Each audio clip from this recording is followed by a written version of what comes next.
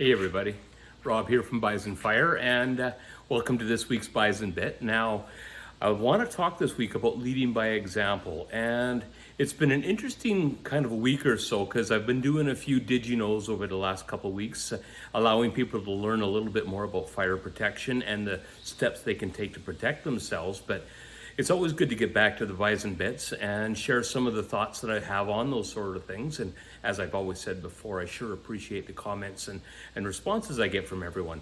Now, this week, or last week to be honest with you, was National Bicycle Week. And I'm pretty proud to say that this year I've got 250 miles on my bicycle already.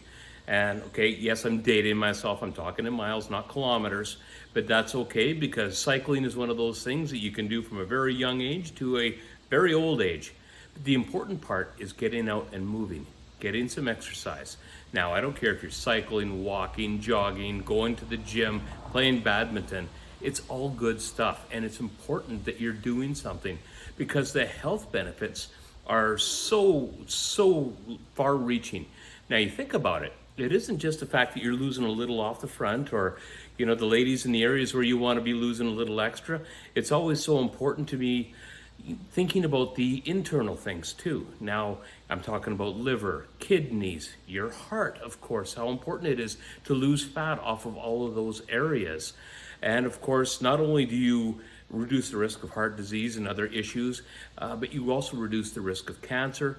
And of course, you're feeling better, easier on your joints, everything. Everything's a winner when you exercise. And we're just talking about the physical part right now. How about for the mental side of things?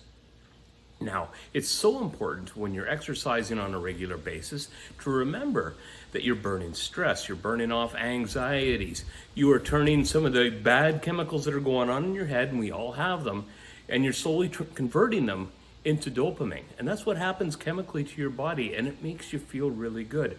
On top of that, you're building a routine, and you're feeling good about being consistent and doing a regular activity. So if you're doing all of those things, you're building mental resilience as well as just mental well-being because you're exercising and doing all those sort of things. Now you're coming into the office every day and you're smiling. You're feeling good, your clothes are fitting better, and the team's looking at you going, man, you know, look at him, look at her. They're looking good, they're feeling good.